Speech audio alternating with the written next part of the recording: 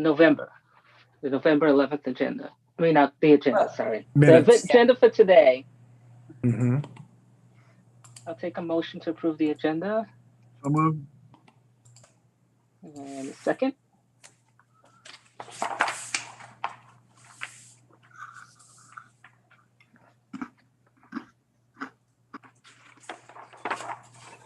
Do we have a second?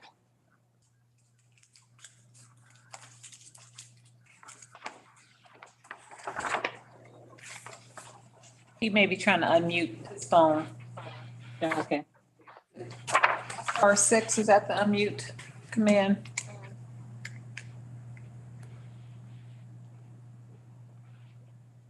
Cody, were you ever able to hear Ron?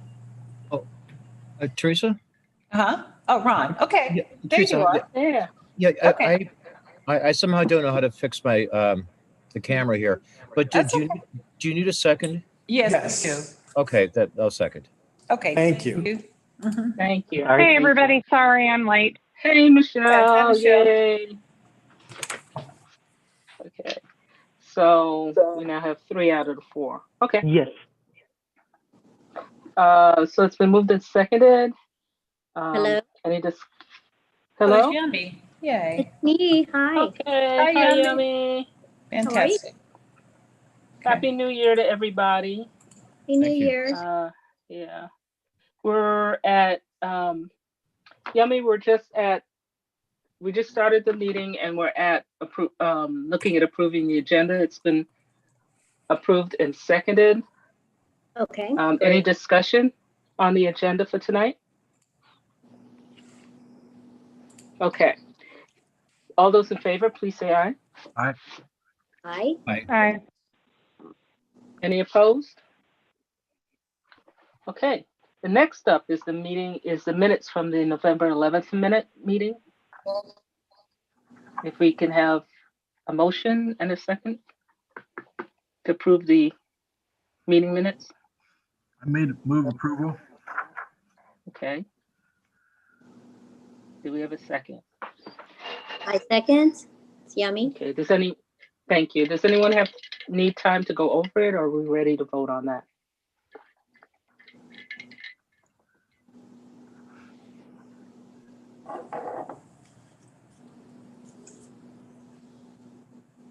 Are we ready to vote on the meeting minutes? Yep, I am.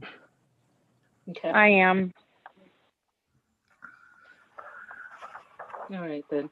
All those in favor, please say aye. Aye. Hi. Hi. Excuse me. Bless you. Let's see. Sorry. Okay. Any opposed? Same sign. Okay. The minutes have been approved. Next up is talking number 5 on our agenda, talking about Director's 2020 goal attainment. And for that, before I pass it over to Steve, I'd like to say that, as we all know, 2020 has been an unusual year. The library has had to do some unprecedented things, and our staff had to go from being librarians to being internet sensations pretty much overnight, and they have done that admirably. But as we've had to pivot on a dime, it seems like, over and over again, I still think that our staff has handled things quite admirably.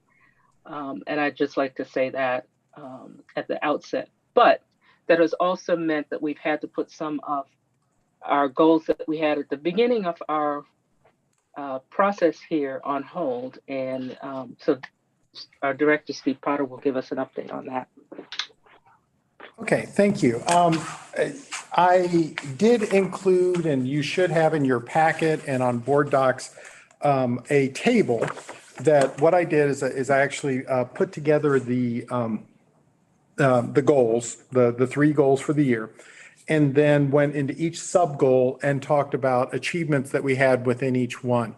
So goal 1, establish a culture of ongoing and continuous learning throughout the organization.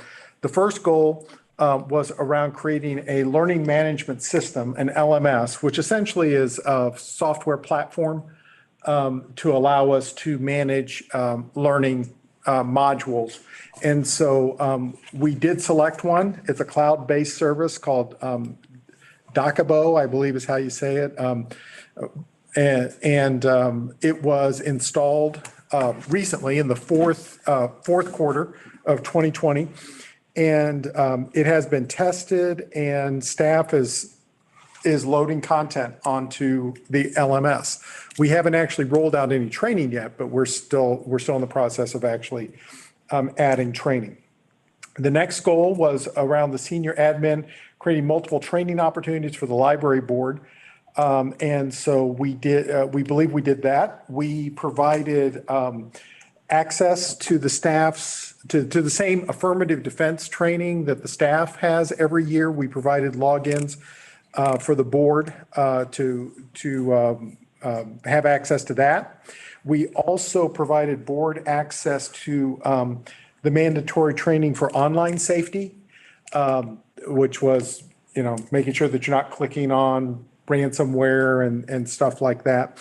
The library director, I brought in an outside trainer from the Mid-America Regional Council to provide information on the Sunshine Law and meeting organization and Robert's Rules of Order.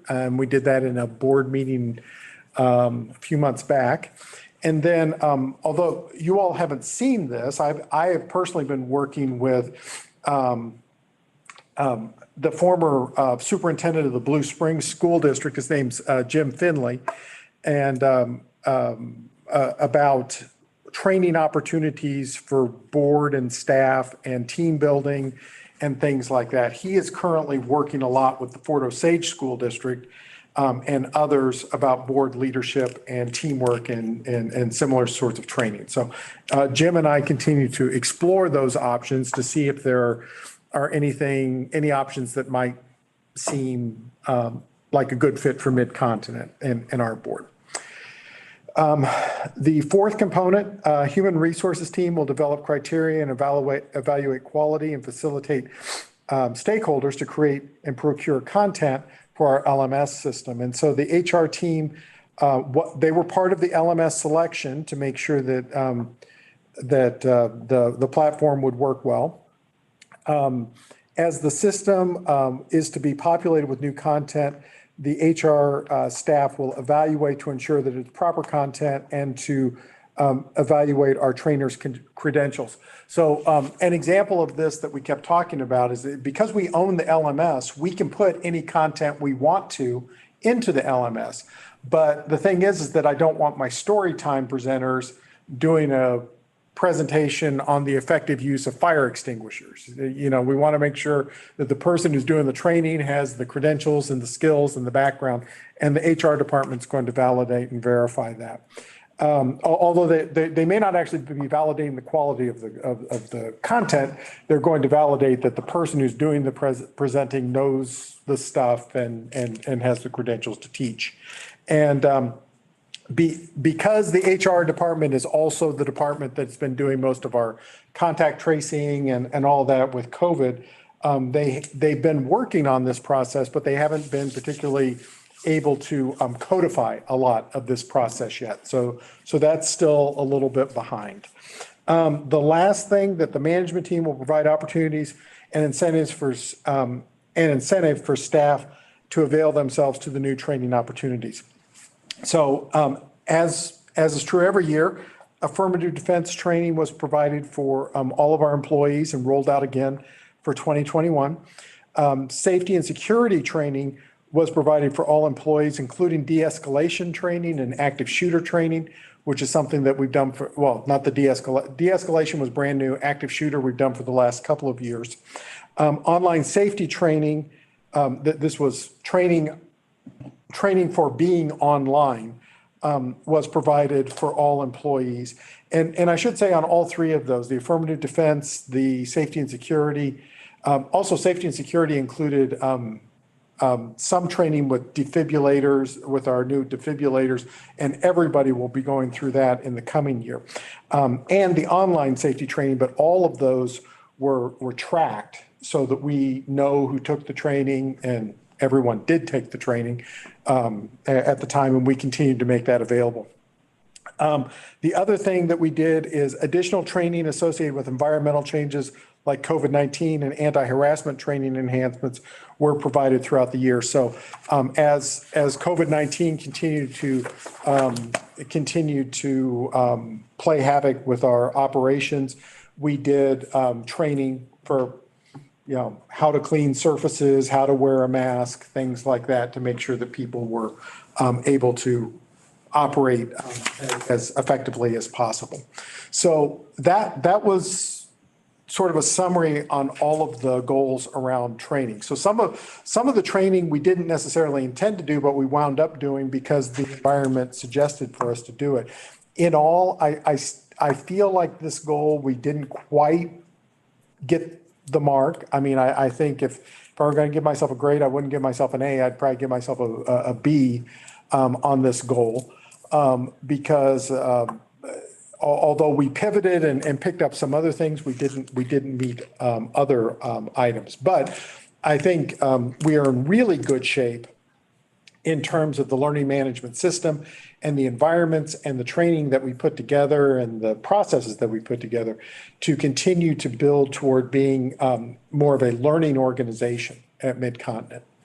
So I think I should pause. I think I should pause after each goal for questions. That would probably make more sense. So do we have any questions or clarifications or comments on goal one, the idea of establishing a culture of ongoing and continuous learning throughout the organization?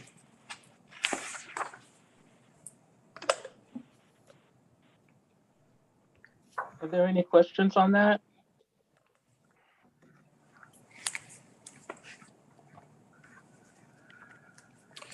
I don't have any. Okay. All right, we can keep moving. No need to stand. No need to stand on ceremony. Let's keep going. Number 2 was implement an organization-wide plan to foster healthy communication for all MCPL staff. So the first sub-goal here was that the senior admin team will commit to and communicate the value of healthy organizational communication, which this was a build from last year. And what we did is in this year, we completed 1 full year following our new communication standards and meeting those standards. The senior team talked about this on many occasions and believes that there is much more internal trust among this team and the team members, that we are more deliberative, that we do challenge each other. But once we do make a decision, we do speak with a single voice, a much stronger single voice now than we did a year ago. And a lot of this is very, well, it's certainly been trial by fire. I mean, that as we have actually been getting stronger with these skills, we've been dealing with them in the COVID-19 world, and we're discovering that this is working. I'm just going to stop for a second before I go to B, because Teresa is a primary member of this team. Do you care to weigh in?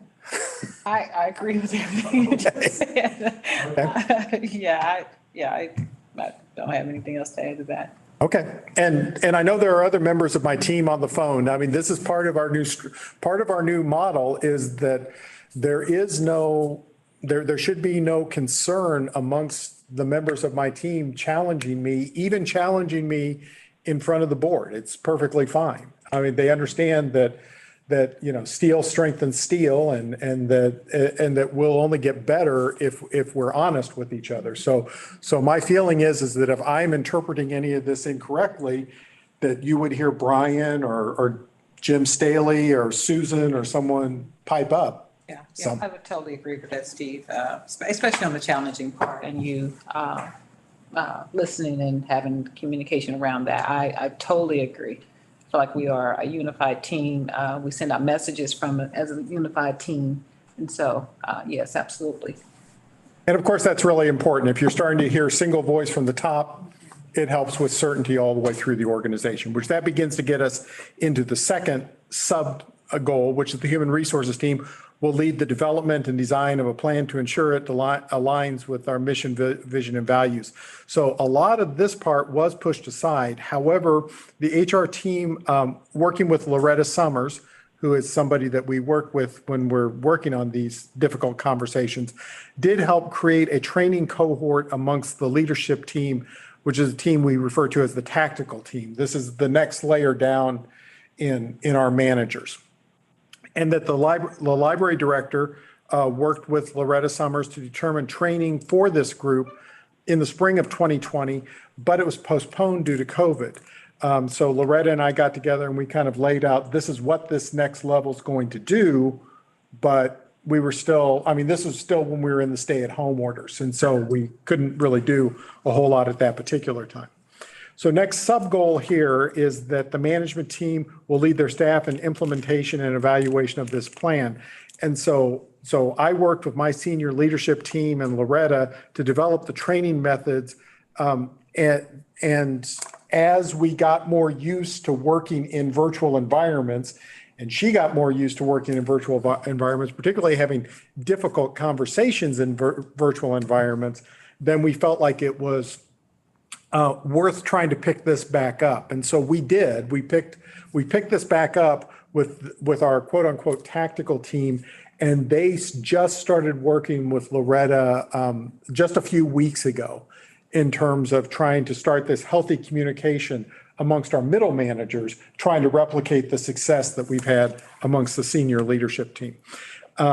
The fourth component of this, MCPL staff will participate in training and evaluation related to this plan, as well as employ respectful and professional communication strategies in the work at MCPL. So one of the things that we discovered a long time ago is that our annual affirmative defense and anti-harassment training does help to address this issue with employees. Our anti-harassment training does kind of reinforce how we are supposed to be speaking to one another in a way that's respectful. And that training does help to reinforce this issue. One of the other things that we feel like helped in terms of fulfilling this mission is that there were new directions that came out from the EEOC and some court rulings that came out that encouraged us to do additional anti-harassment training, particularly focused on LGBTQ plus topics. So because of that, we did do that additional training to make sure that we were not inappropriately harassing people due to gender issues, for lack of a better term. And so that was something that we did.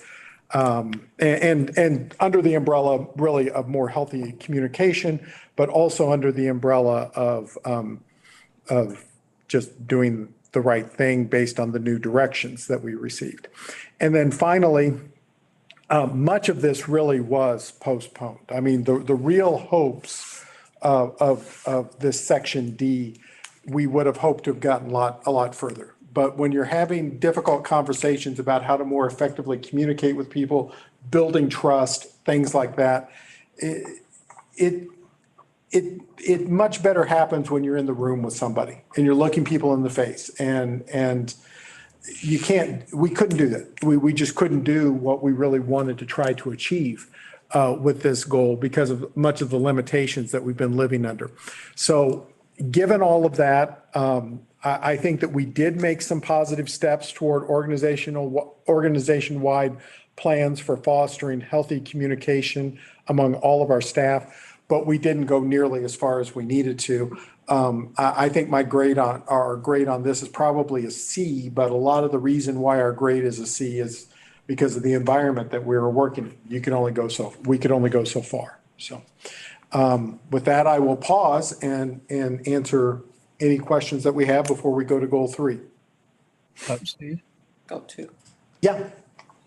Steve, hi, this is Ron. I apologize almost for the question, but being the new kid on the block, the the anti-harassment training, is that focused within the library or possibly incidents of harassment that is detected by users of the library? I mean, for example, somebody comes and does something disruptive while on the property?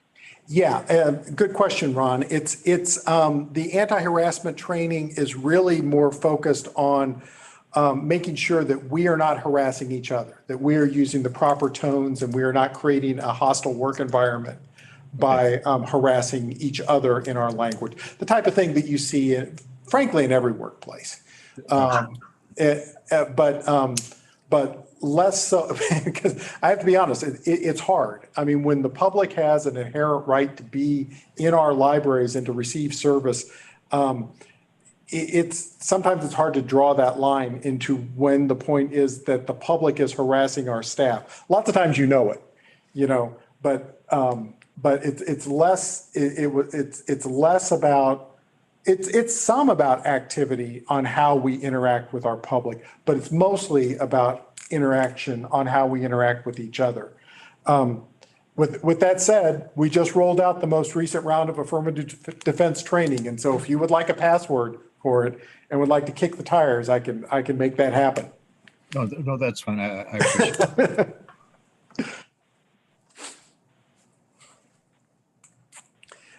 Any more questions on goal 2?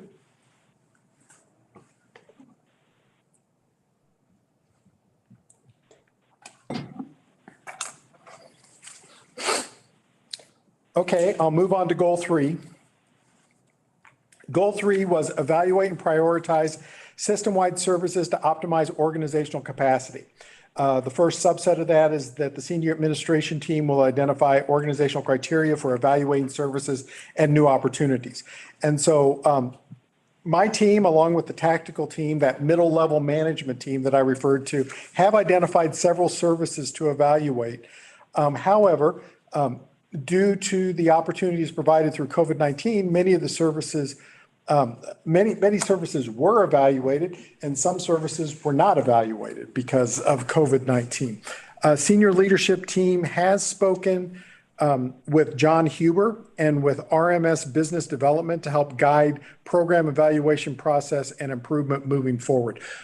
You all might remember John is the industrial engineer that I wrote Purpose-Based Library with. And so, John is uniquely qualified to come in and help us with process improvement. And RSM Business Development does some of that similar stuff, same sort of work, a little less library focused. And so RSM might be able to help us with things like our drivers, our warehouse services, things that are a little bit more generic, for example. Okay, so moving to the next subpoint, tactical team will inventory and evaluate existing system-wide services using the criteria that was established by the senior team. And through the process developed above, the senior leadership team agreed with an evaluation of the tactical team that our library to go services needed to be decommissioned. So we are decommissioning our 4 library to go service points as time allows. There were lots of reasons for that. Some of it was time value of money, return on investment, all of that. So it was certainly one of the first things that jumped out once we did our evaluation, when we were looking at how much time we put into it relative to the service that was actually being provided. The next one was that management team will assess capacity for system-wide services and engage staff regarding the recommendations. So the community programming, youth programming, story center programming, genealogy program, Square One programming were all evaluated and altered with in-person program procedures still in process. Because we paused our live programming due to COVID, it allowed us to take all of these programs, which are normally live face-to-face programs, and reevaluate everything that we're doing with them. In some cases, we've been able to carry on with sort of a light touch. A lot of the Story Center programming, Square One business services are carrying on. We're doing some story times, but much less than we used to do. I mean, I think if I remember correctly, in the last calendar year, we did something like 16,000 programs in the last full year that we were open. And we're just doing a fraction of those virtually now. And part of what we're doing is we're taking the advantage of the slowed down time to completely rework all of those processes and procedures. Everything from determining how we select a program to how we evaluate a program, and the full 9 yards. But we are still in the process of evaluating that.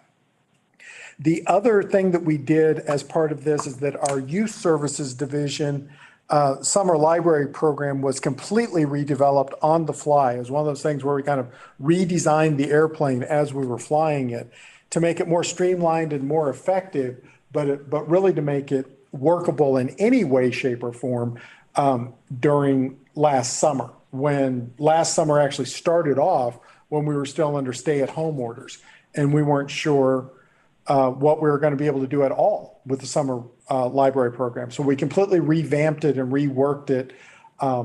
And, you know, we're able to do a program. It certainly was not the program that we envisioned going into last year. But we also learned several things from the way that we executed it last summer that we'll be able to move on and do this more effectively and efficiently in the coming years. And then finally, the staff will provide feedback to the management team concerning existing system-wide services and capacity. Most programs are still being evaluated as processes were delayed during COVID-19. So again, the point here is that you know, we paused a lot of our live programming that we were doing because we couldn't do it.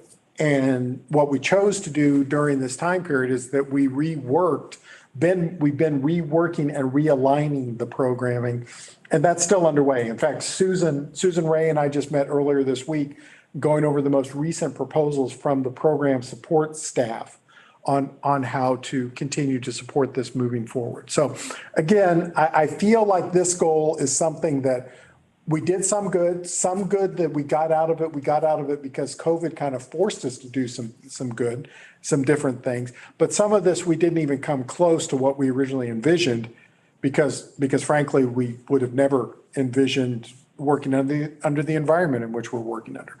So again, I wouldn't necessarily give myself a decent grade on this. I'd give myself a C if I were grading myself, because I don't feel like we got what it was that we were looking to achieve. And frankly, you know, stretch goals and attainment of stretch goals is something that was really just off the radar given everything else that we've been dealing with. So so in terms of performance goals, I mean, it's essentially if I'm grading myself, 2 C's and a B is kind of a C plus or a B minus. I would say probably a C plus, and I'm completely happy with where that is given the environment where we were working. The other thing that I'll say, by contract, the contract that we entered into last fiscal year, or for this fiscal year, last fiscal year, says that I'm entitled to up to 6% performance pay based on goal attainment. I have told Joycelyn this, and I will actually share this with the full committee. Given the economy, given everything that we've been through, and my team and I have talked about this as well, as we all share the same grade for goals. With all due respect, regardless of what goal attainment the committee and the board ultimately decides to give us, we are not going to accept payment. We are not going to accept performance pay, at least right now. We don't think it's the right optics. We don't think it's the right thing to do, even though we've worked extremely hard, even though my team's worked extremely hard. We just don't think it's the right thing to do right now. If we get to the end of the fiscal year and our finances allow it, then we might retroactively reinstate the performance pay amount. But what I'm telling you is that if you award me something right now, I won't accept the amount, so. Thank you, Steve. Before we get into it, I'd like to just remind everybody that the pay for performance component that we go through every year, this goal attainment are those things that are above and beyond the price of admission. You know, that these are above and beyond the general well done management of the library. So this how we fall on this is not really a reflection on Steve's management ability. This is strictly on the goals that was set forth at the beginning of the years as being above and beyond the normal, what we would expect, good management of the library. Is that fair, Steve? Yes, yes. Okay. I just want to make sure that people understand that. Now, this process that we go through, we look at our director twice a year. At this point, we're looking at goal attainment, which is tied to the calendar year. It just makes it easier for the team to manage goals on a calendar year. And in July, actually coming up to July, June and July, we'll be looking at an evaluation of our director, which is tied to our fiscal year. Does that make sense? Yeah, just to clarify, that fiscal year is when the director's goals used to be an annual contract, or not goals, but when the contract used to be an annual contract, that was tied to the annual contract. With multi-year contracts, it's made a little bit fuzzier, but the idea is that in terms of grading my price of admission, am I doing what it says on my job description? That's what occurs at the fiscal year, in the summer. When you're judging me on the attainment, the above and beyond, that's what we do at the end of the calendar year. And that's what we're doing tonight. I don't know if I clarified or muddied the waters. Hopefully, I was trying to clarify a little bit. And if there is a question, did we do this last year? No, that we did not do the price of admission evaluation, in part because we were doing the contract. I mean, I think my feeling was if I was failing miserably at the price of admission, you wouldn't have entered into a new contract with me. That was my assumption. So, Steve, I have a question on one of your goals. On goal 3A, you're talking about evaluating existing services and new opportunities. We've had a lot of new opportunities this year with the COVID, and frankly, we may be in for another few months, hopefully only months, hopefully not years. Are you going to look at that? You know, sometimes your best opportunities come with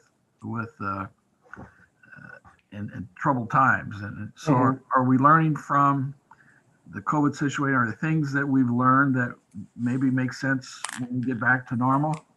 Are you analyzing both the old stuff we used to do and the new stuff we did, and see if we can, what we want to keep and what we want to get rid of once we go back to the normal? Yeah, Steve, that's really a very good way to look at it. And I think that what we're always trying to do that, but I think we've definitely been forced to do that. And I think that's probably no more clear than in our live programming, our youth services programming and our community programming, because a lot of that it just sort of grew organically and just continued to grow and grow and grow. And because of COVID, it's required us to stop it all and then to backtrack and begin to think, okay, so how do we select programs? Do we select programs so that it's just, you know, whatever somebody at a branch wants to do because it's fun to do? Or do we select programs because it's aligned with our strategic plan? You know, Susan and I are working on new procedures where it's the latter, not the former. And that's something that's come out with the pause that COVID has given us.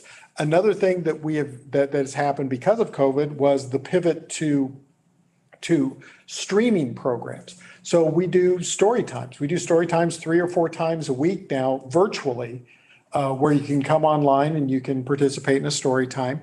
And, you know, in the past, we were doing something like 45 or 50 live story times throughout the library system every single week, spread all over in our library system. But now we've discovered how you actually do a story time that is virtual, and how you engage children in that way, and how you use the technology to do that.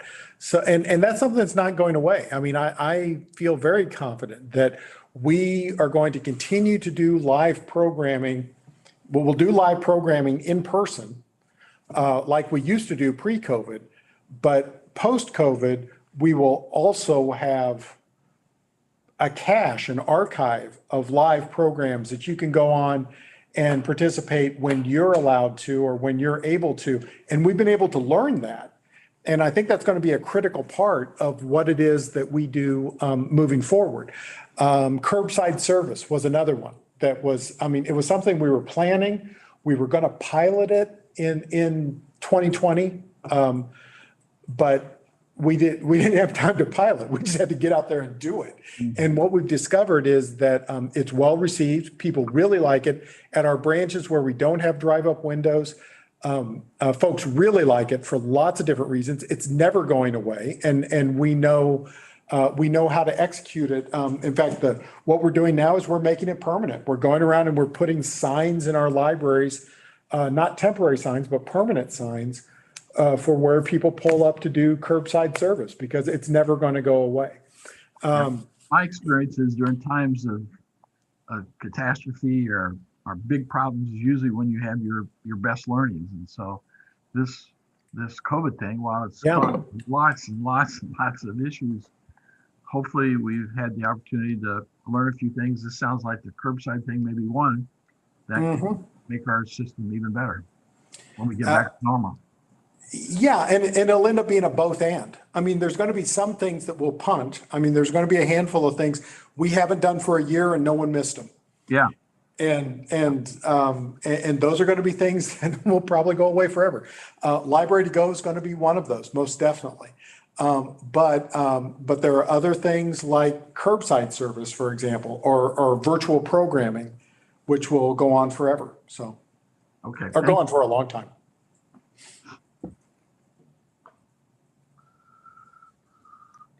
Any other questions on our director's goal attainment or comments? Joycelyn, hi, this is Ron again. Yes. What is there a process by which the committee later on discusses this, or do we discuss it now, or what's the next shoe to drop? In the several years that I've served in this capacity, we've always been able to discuss the director's goal attainment in the open. It's not a closed session type of thing, and it's not a contractual negotiation thing. And our director does take our input very seriously, and would need our input as a guidance tool as he goes forward. So this would be the appropriate time to make those suggestions, comments, concerns. Yeah. Okay. Well, I guess my only thought is I admittedly it's kind of a simplistic analogy, but if there's a naval captain who's supposed to bring a cargo or folks across the body of water and have the ship delivered in ship shape, and all of a sudden there's an unexpected, completely out of the blue typhoon, and then there's a flow of icebergs, and they get across. You arrive safely, you disembark the folks, or you unload the cargo, and instead of saying, "Oh, the ship got battered up a little bit," you don't demote them. In fact, you promote them because they went through hell. I think maybe that's more of an. I find a B- or C+ so-called grade to be utterly inappropriate at what the whole country, indeed the world, went through the past year. So I think what Mr. Potter is trying to communicate here is this is not a grade on his total performance of managing a library in the middle of a pandemic. This is his grade on strictly the attainment of the goals that he set forward. Now, this committee can make any decision they like and put any grade that they like or any recommendation that they like. We're not bound by his self-evaluation. He puts that out there as where he feels he has fallen in terms of attaining these specific goals. Does that make sense? Yeah, but I think there comes a time too that, utterly unanticipated intervening factors make the notion of a goal made in a different time with a different perspective and insights not irrelevant, but certainly should not be a yardstick by which we judge somebody. Yeah, That's I a agree, motion Ron. that we can Yeah. make. I think And that's go ahead. I'm sorry. that is a motion this committee can make and has made in the past similarly. So Yeah. I'm waiting to see a motion come up from the committee that we can move forward to the full board.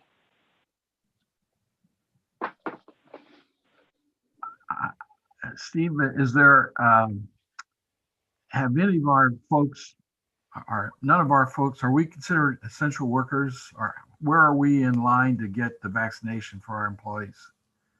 That's a fun question, Steve. We actually I've talked heard- about that. We were talking about that today. I We're actually, in 3 counties, so it makes it more difficult also.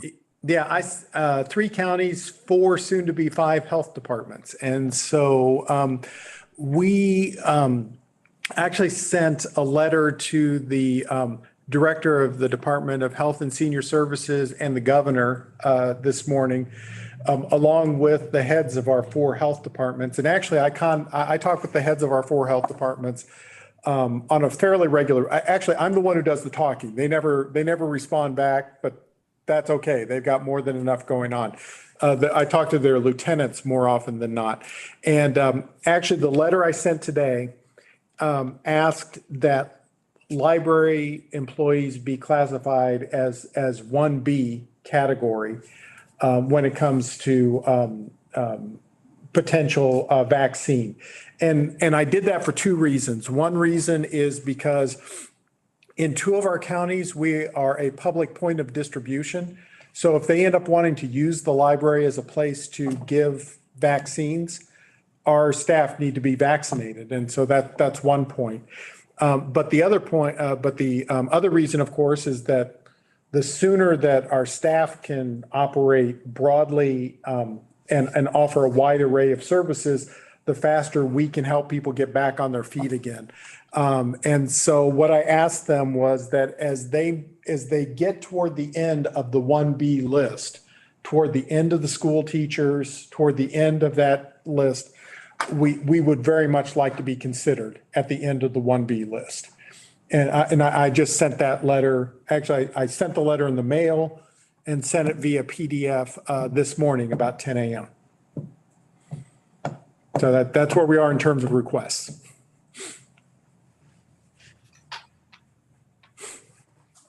Any other comments, concerns, or would anyone like to come up with a motion?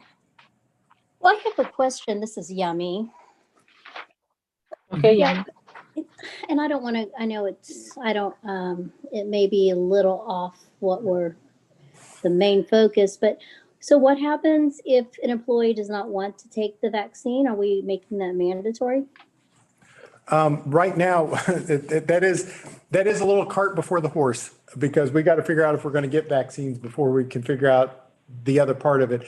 But right now, based on what Jennifer is telling me, our HR director, we probably could not mandate that someone take the vaccine. So, but we're continuing to read the regulations and figure out what we can. I don't think we can mandate that at all. I don't think they can't mandate it for first responders. So there's no way that we can mandate that for our workers. No, Right. we probably cannot. I mean, we're continuing to watch what it is that they say, but our feeling is that probably will not be the case. What I was speculating with my staff this morning, though, is that it'll probably end up being like the flu shot to a certain degree. We can't mandate that people take the flu shot either.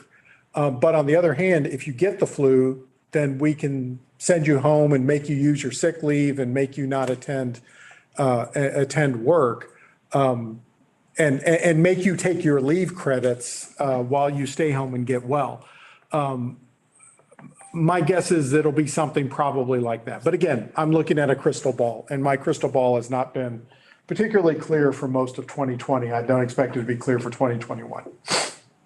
Right. I would hope we could talk about it even with the committee, because I'm just very much against mandating anyone to do something in, a vaccine or any type of, medical procedure. But what we can do, Yumi, because it's really not on our agenda tonight, so we really can't go into a full discussion on that, because it's not on our agenda. But once we kind of get an idea of the availability of vaccines, then we can have that discussion. I think it's a little early right now. We can't mandate something that's not available. But it's a good question, and that's something that we can have a discussion on later, if that is a need or a perceived need. And we'll continue to monitor what the regulations are and what comes out. Right now, I would be surprised. I would be shocked if anybody even interpreted saying that we would have the right or ability to do that. And by us, I guess what I'm saying is as a governmental entity, I think that there are going to be some private entities that may be able to do that, but I don't think we'll ever have the ability to do that. That's just me with my best guess as of January 2021. So. Okay. Yeah. Thank you. Okay, well, let's, does anyone have a motion on the board? If not, I can put one forward that we can toss around. Go ahead. Okay.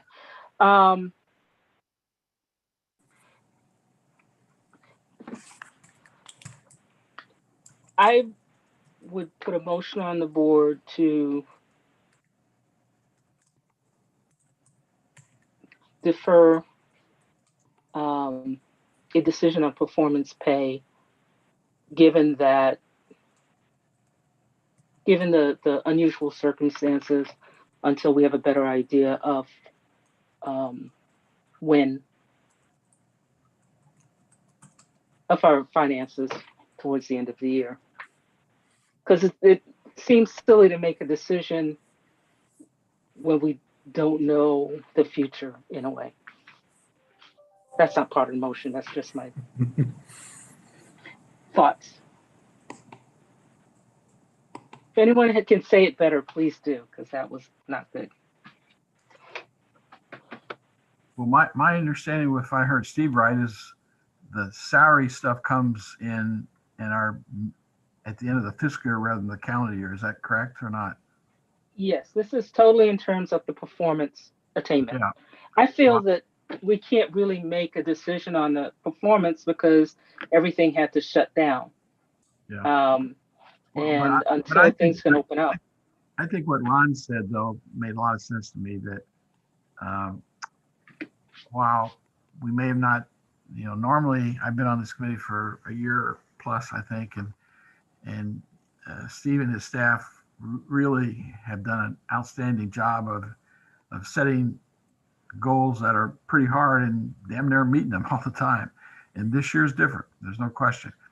But as Ron said, we're still in pretty good shape as a library from a financial point of view. I serve on the finance committee. Our numbers are still holding up okay. Our programs are fine. Katina's evaluation last time was really good considering all the stuff we're going through. So using Ron's analogy, the ship's at harbor and we're not bailing water. We're still doing pretty damn well. So I think even though it's not maybe what we were hoping for when Steve made the goals that we approved,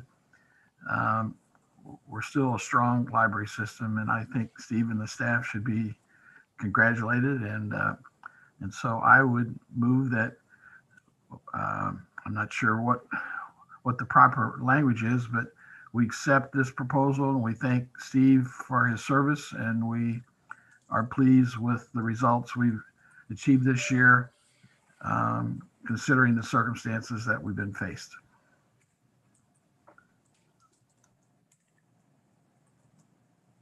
So would you move to award a performance incentive or a statement? I'm trying to get a motion out of this. Can we really not do, I'm not sure that we can not make a motion, I guess or not award something, but if I'm understanding, am I hearing Steve right, that even if we award something, I feel like we need to make a decision. He's not going to accept it, but if the funds are available later, then he would accept it. Did I hear that right? Because I don't feel like we can not make a decision. Michelle, you are right. What I am suggesting Okay. is, so the performance pay is for up to 6%. So if you wanted to say award 6%, 5%, 4%, whatever the number, that's fine. But what I'm saying is that I am going to defer any actual compensation. You're giving me permission to reach into the cookie jar. I'm telling you, I am not going to reach into the cookie jar until the end of the fiscal year when I can assure that we can actually afford it. And then when it's time to do that, my staff, Teresa, Susan, Richie, Jim, Jennifer, et cetera, I'll make sure that they receive performance pay first before I do. Because, and that's the other thing that I think everybody needs to understand. It's not just you. Yes. You know, it's tied to everyone. So it's not just Steve. This does, you know, for everybody that isn't aware. I mean, this is the whole team effort. So, you know, I don't know if it helps. I mean, my team is on board with the deferred. We've talked about this several times. And they're on board with sinking and swimming together, and they're on board with the deferred compensation concept as well. So, I mean, I guess thinking out loud, I don't know if this helps or, you know, just whatever. Not like that stopped me before. I guess I would be in favor of maybe, just because of the circumstances with the economy and whatnot, of maybe offering, maybe not that I'm unhappy with the performance, but maybe for optics, maybe not awarding the entire amount. And I know we've done this in the past, but still showing support for everyone's efforts. Does anybody agree, disagree? I don't know. Or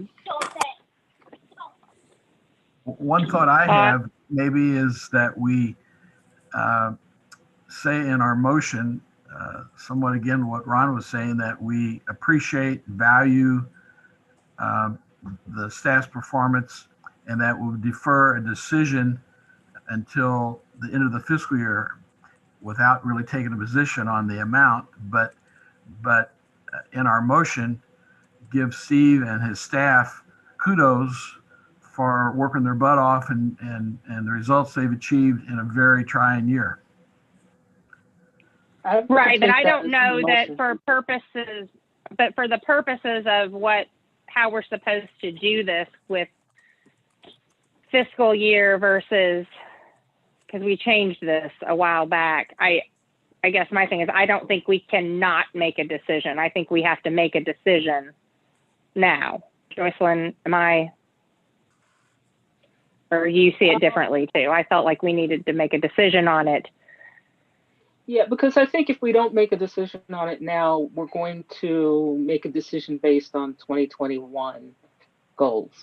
Correct. I think we need to come up with a number and make the decision now. Is it? Let me throw this out. Is it possible to say all that Steve Rowling has said that we appreciate and value, and our goal is to award X percent with the decision deferred to what is available and recommended at the yes. end of the year? That seems kind of odd, but I would hate to Well, say, but I hey, mean, but award that's this the now, and reality then- of the budget, though. Yeah, Well, I we mean, could say we I made think it. that we, Go ahead, I'm sorry. no, you're fine. I think we could say we made a tentative decision, the final decision will be made at the end of the fiscal year, but based upon the good work, et cetera, our tentative decision is X% increase, but we'll revisit it for our final decision at the end of the fiscal year. pending budget. Yeah, pending the budget. availability. Yeah. And I think we also need to take in consideration that, for instance, I'll take consideration each one of these goals, progress was made despite 31 branches being closed for a considerable amount of time, and with reduced capacity and having to spin on a dime. So you cannot look at these goals apart from the pandemic either. So, throwing that out. So, does anyone want to put that together into a logical motion? Can I give it a try, Joycelyn? Yeah, thank you, That, Steve. the committee will recommend to the full board a motion stating that that the committee appreciates and values staff's effort and wants to award X%, you guys have to fill in the X% as a tentative decision. Final payment and final decision on award will be determined at the end of the fiscal year, considering financial status of the library. Always an outstanding wordsmither, Steve. Thank you. You got 4 versions. Can you Well, sign? I will start discussion by starting in the middle, 3%, just as a starting point, and you guys can roll with it. Yeah, I was thinking the same thing, Mrs. Yummy. I'd be okay with that, but I would guess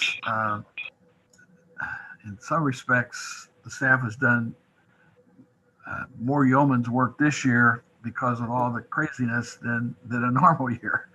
So in some respects, even though the final result maybe has not been as pristine as we've received in previous years, the effort, the collaboration, the coordination, all that has probably exceeded anything we've ever done.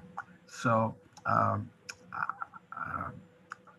mean, I think our numbers, I think 3% is fine, but I think we really need to make sure Steve and his senior staff and just as importantly, the people who work in all of our branches know how much we appreciate and value their hard work. Would you put a number to that, Steve?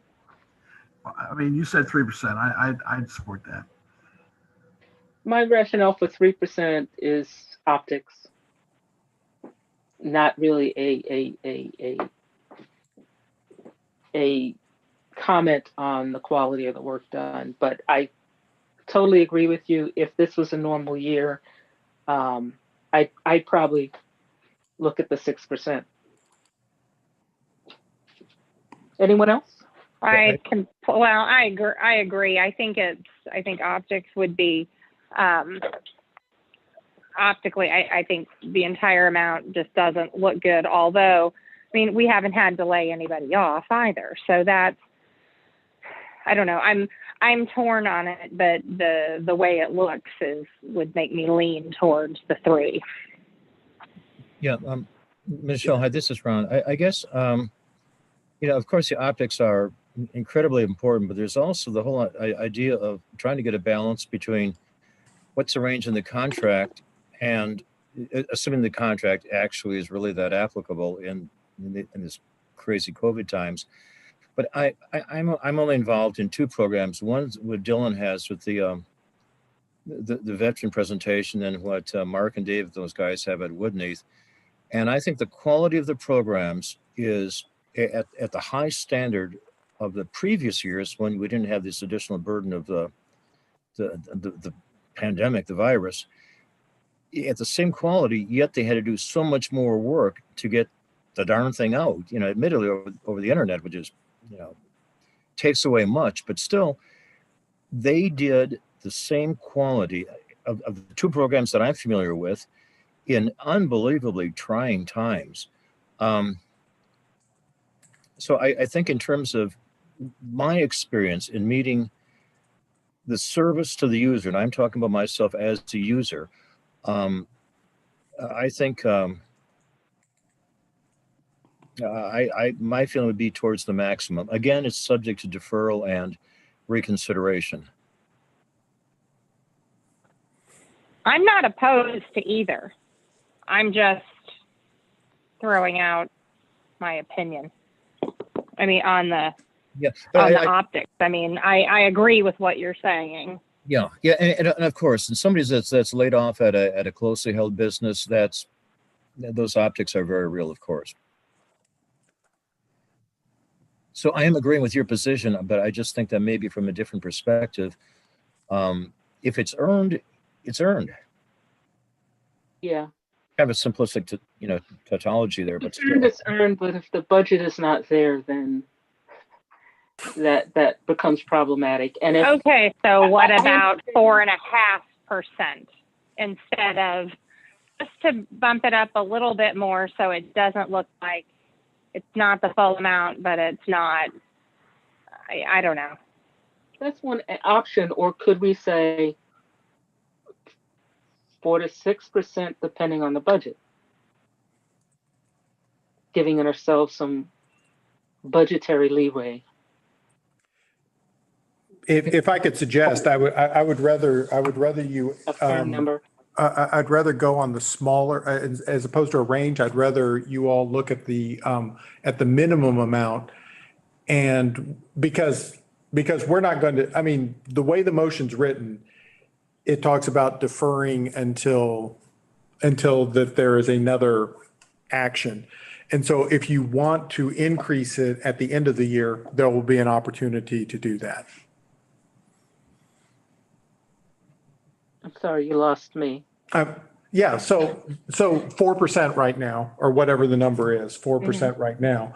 And if you decide you wanted to do a higher number, 4.5%, 5%, 6%, when you authorize that at the end of the fiscal year, I see. you could authorize it at a higher ourselves. number. Right. I see. I would go with that.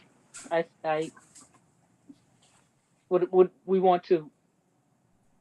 Would anybody want to support that motion? We still need a first and second, don't we, Teresa? Yes. Ron, why don't you make a motion?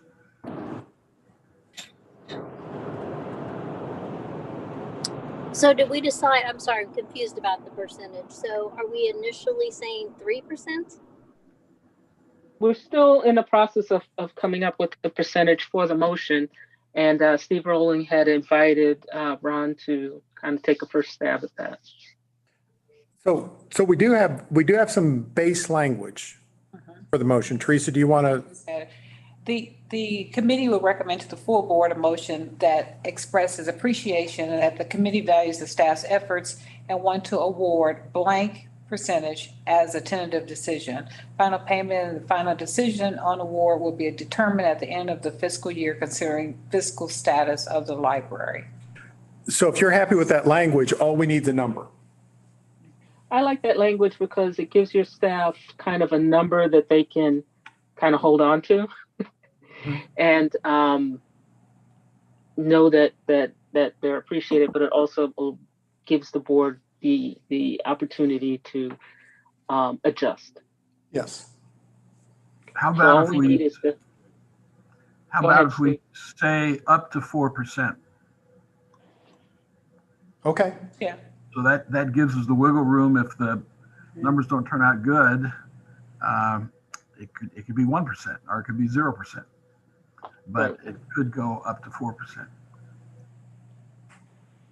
I'm fine with that. Okay, we've got a motion.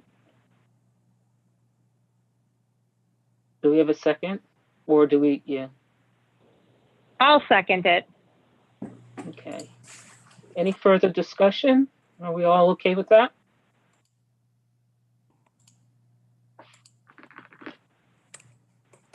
Okay. It's been moved and seconded. All those in favor, please say aye. I, Aye. Any opposed? Okay. Teresa, did you get all the votes? Yeah, we need to ask, is anyone abstaining also? Any Oh, abstention? yeah. Any abstentions?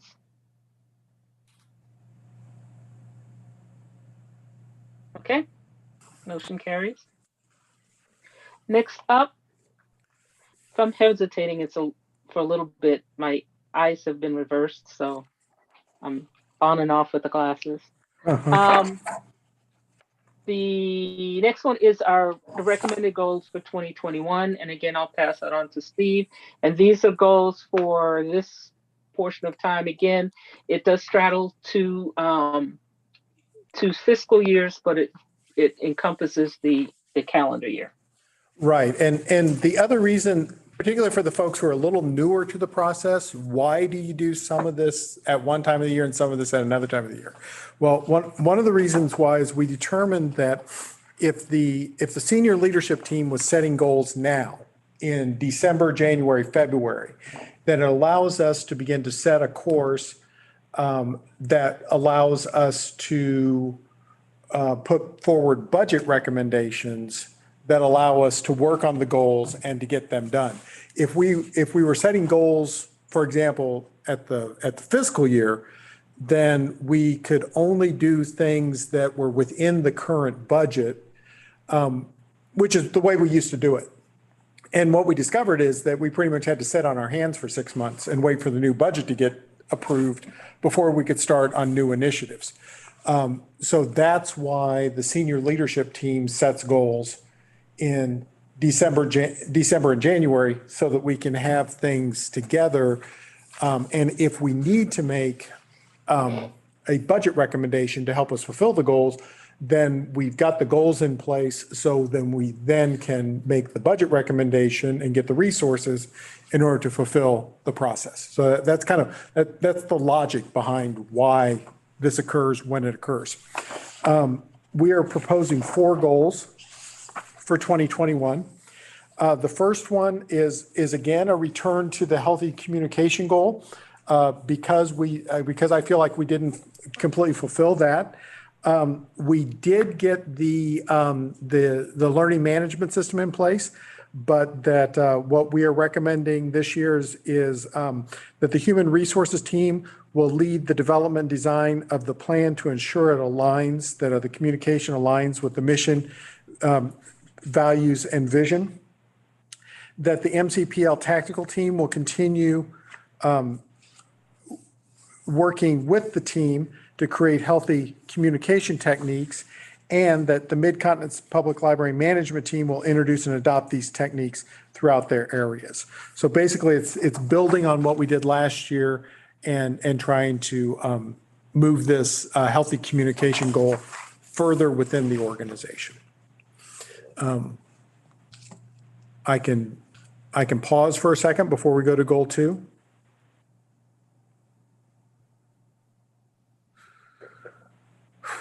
Okay, goal 2. Goal 2, evaluate and prioritize system-wide services to optimize organizational capacity. This is a build on the goal that we had last time. And so what we're doing here is the senior administration team will develop organizational criteria for evaluating existing services and opportunities. And where we're going to be looking specifically this year is at programming. As I've mentioned, we paused all of our programming. We're reworking our programming. And so we're going to continue to build on how we're working with programming. We're going to look at materials processing again. We've done that before. We're going to look at it again, potentially. Warehousing and our central collection warehouse. Those of you might remember that we bought a warehouse right at the beginning of the building program. We're starting to come to the end of the building program. And so what we're talking about now is how do we actually use our 2 warehouses most effectively? And one of the things we're looking at doing is building a central collection and holding it in that warehouse for holds fulfillment and things like that. So that would be a project that we'd be working on potentially within this goal. And then the tactical team will continue to inventory and evaluate existing system-wide services using the criteria established with the senior admin team to identify new projects for us to continue to do. In terms of continuous improvement, that's what we always need to do, is look to see what is the next thing that we need to improve. So that would be, so the first part of the goal would be actually to identify and do a process improvement on one of these areas. And the other one would be to identify where we might do a process improvement in 2022. So let me pause there before I go to goal 3.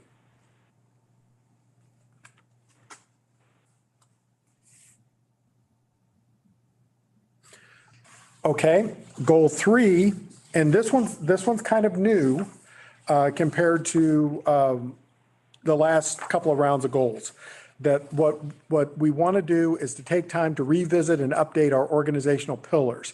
So when you look at our strategic plan is comprised of our organizational pillars, and then our core activities, and then our strategic direction achievements. And so what we're wanting to do is go back and revisit those capacity pillars, those organizational capacity pillars, and make sure that those plans are update and focused on where we need to be. So Susan and her group, the Chief Operating Officer, will review and update processes around collections, especially focusing on community programming, youth services programming, and materials acquisition. The Community Relations and Planning Director, that's Jim, will review the external communication processes, especially focusing on social media and target market communication. This is something, to Steve's point, that, what is something we discovered through the pandemic? We discovered that target marketing and target communication was highly effective and so what we're suggesting is that we update our organizational pillars to take advantage of that. The next one, Finance and Facilities Director with the Capital Projects Manager will develop so that's Quan and Jake Wimmer, will develop a draft project capital maintenance plan. So the idea there is, as we are coming to the end of our capital building program, we need to start putting together a plan for maintaining our buildings.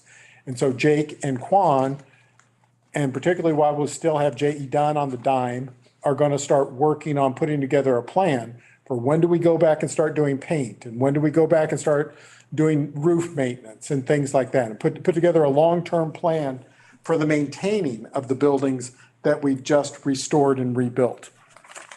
The next one, Development Director, that's Diana, will review campaigns and strategies to supplement private giving, especially focusing on consumable services. And those are services like our take-home book programs, where we go into areas where there's higher economic need, and rather than checking out books to people, we actually give them books to take home. The problem with that is that's not a sustainable program. Giving people to keep books forever is not really our model. So the idea is that using fundraising to augment that service is something that we would look to do. And so that's one of the areas where Diana would be focused. The Human Resources Director, that's Jennifer, as you remember, will review policies and practices to assure MCPL provides internal opportunities for diversity, equity, and inclusion. And that's just making sure that we're, that we're doing the right things and making sure that our policies and procedures are in place. And then our Chief Technology Officer, that's Brian, will review our technology environment and ensure that the current direction and practices put the library in the best place to provide service. And Brian and I have already been talking about some of this. I mean, we've been doing a lot of things one way for a long time, but the pandemic has suggested that, we started doing things like checking out the MiFi devices, the portable Wi-Fi devices. That might be something that we need to be doing a whole lot more of. And so Brian, so he would be analyzing that as part of our capacity pillar. and updating those goals. For example, that might be one of the things that he might look at there. So that's the updating of our capacity pillars. And one of the things, this actually then also feeds into goal number 4, but this goal 3 really is going back to our strategic plan and refreshing our strategic plan. Because since we adopted our strategic plan in 2018, I believe, we've been living it, we haven't been working it, we haven't been updating it or refreshing it. So this is the first efforts in terms of refreshing the strategic plan. So let me pause here and see if there are any questions about goal 3. I think it makes a lot of sense. I think all these points are well taken. The technology environment, I think that's going to be it's going to be very crucial for the next year or so, maybe longer. So I think all these goals in 3 are very good. Thank you. The last goal that we have for 2021 is to evaluate the strategic plan, priorities, and progress. And what we're looking to do here, in planning terms, goal 4 is essentially a planning to plan goal, if you're familiar with strategic planning. And so what we're looking to do is to look at all of our data inputs and demographics and assure that we're still on track. That everything that we looked at back in 2017 when we did our strategic plan, that there's nothing unusual happening, and that everything's happening as we think they should be. That we develop a plan to conduct 2 to 4 community needs assessments once public health situation makes that possible. As you remember, this is the way that we sort of take our temperature and make sure that we're doing the right things, where we bring together community leaders, we talk to them about what it is that they need from the library, and what we ask them is to envision the ideal community, and then what are the library appropriate responses to help us get to the ideal community. That's sort of the shorthand of a community needs assessment. And so we would look to do 2 to 4 of those as we are able to do them based on what the future brings us. And even if we can't do the 2 to 4, we'll still put all the pieces together so that we can do them when it is physically able to do them. And then finally, the last one here is develop a structure for community needs assessments at the branch or the community level. This is one thing that we still haven't done with our existing community, with our existing strategic plan. And part of the idea was that we had our larger strategic plan, but that we would do these community needs assessments almost at a branch by branch level or a community by community level. So we might do one for, Independence, for example, where there's multiple branches, or Blue Springs or Lee Summit, for example. And the idea is to see, if there's something special about that community where they need a special type of programming or a special type of collection, then we would identify that within the strategic plan. So the idea here on goal 4, with an evergreen strategic plan like we have, is every so often you need to go back, take the temperature of the community, and make sure that you're moving in the right direction. I'm not necessarily recommending that we actually do the actual assessments in 2021, because if we're still up to our neck in the pandemic, it's going to be hard to we're going to find things that we need to do, but it's going to be hard to make long-term plan decisions if we're still sort of in a crisis.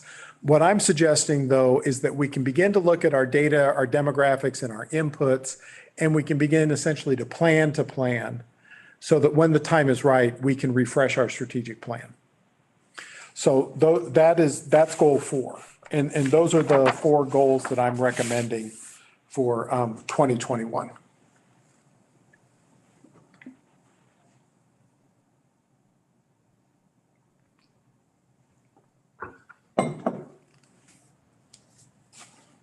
Joyce, are you entertaining questions now or comments?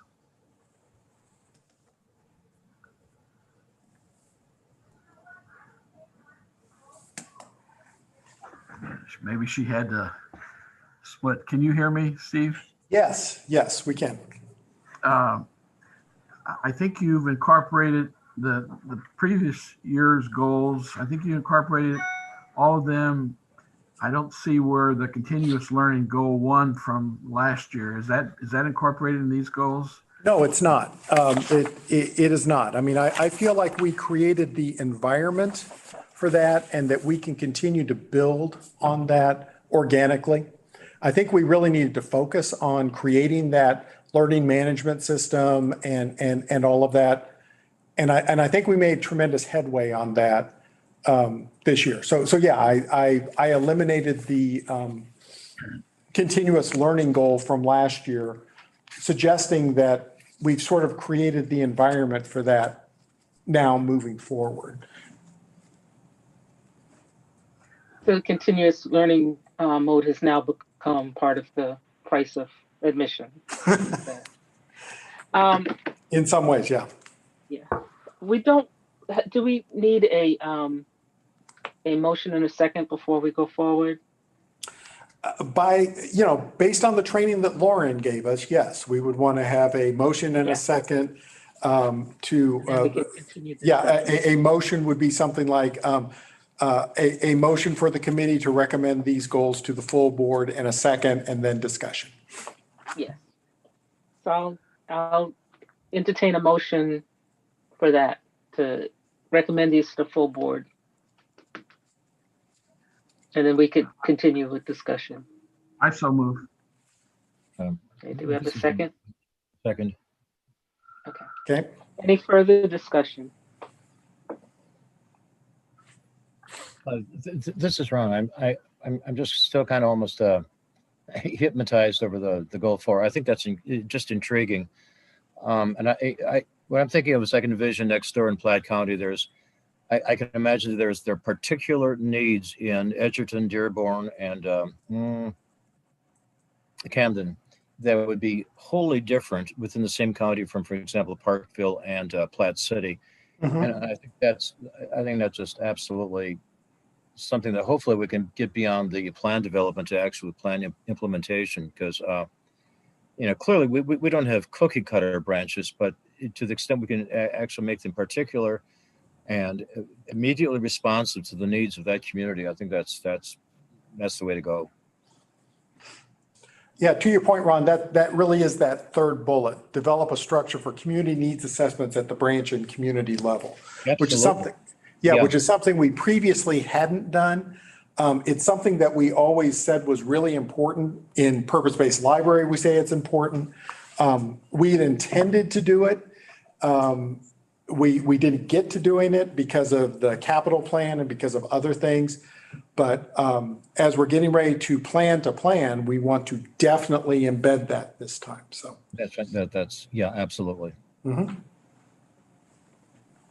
Okay, any other comments before we move to Steve, vote on the motion? Joyson, Yes, I'd like to ask Steve a question. go ahead. The continuous learning goal number 1 last year, that's I was so encouraged to hear the progress you're making. As you know, it takes, to make it part of the fabric of an organization, it takes more than 1 year or 2 years. You got to keep building on it. Could you make it kind of a bullet point of 2021 goals that you're going to continue the process, just so we keep it on the radar screen, that it's still something that, without making it a specific goal, but making it a point of goal 1, a part of healthy communication among all library staff, make that kind of the 4th bullet down there. Would that be apples and oranges or not? I think no, it's not apples and oranges, not at all. Let me see. I just think it's important to keep focusing on the kind of communications effort you've talked about. That's the guts of our organization, is how we deal with our staff.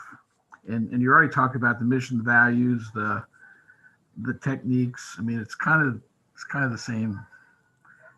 So Yeah, let me suggest this as a fourth one.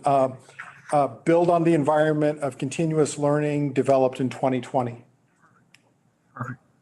Yeah, and we'll just add that as a fourth bullet under goal 1. I'm fine with that. I don't know if the rest of the committee is fine with it, but I think that would be, that gives some continuation to something you've already done a good job on. It also Yeah, gives us a way of measuring the impact of it long term. So I can support that. Yeah, if anyone objects to that, please let me know. Otherwise, we'll just embed that as part of the goals that are presented to the full board. Sure, you changed the title also at the end, where it says communication among all MCPL staff and board. Just leave it. That's it.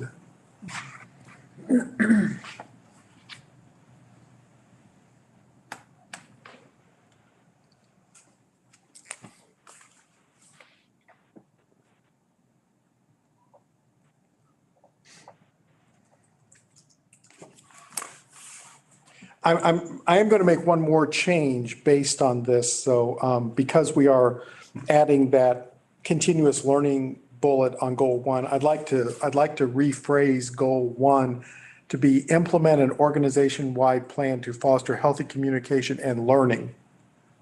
Which, yeah. Okay. So that makes that last bullet look less like like it's standing alone. Okay, perfect.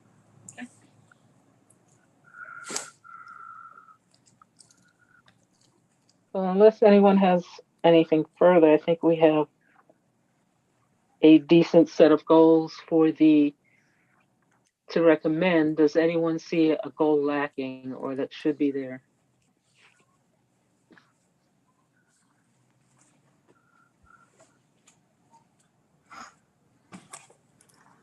Okay. Then I will, barring no further discussion, we can move ahead on a vote on that. All those in favor, please say aye. Aye. Aye. Any opposed? Jason, can we make clarification? I didn't hear all the voices. I didn't either. Michelle is aye. Okay, thank Okay. you. Do you have them all now? Any abstain? I still didn't get them You all. want I'm to do sorry. a roll I'll just- call? Yeah, Teresa, just do a roll call real quick. Okay, let's go. Yeah. Joycelyn, Aye. Steve Well, I usually Rowling. abstain. Okay. Aye. So, Michelle. Aye. Sure, she said yes. Ron, Aye. Yummy. Aye. Yeah. Okay, thank you. And Teresa, please mark me as aye and not abstain this time. Yes, Thank you. you're welcome. Okay, the motion passes. Next up is, do we have any closed session?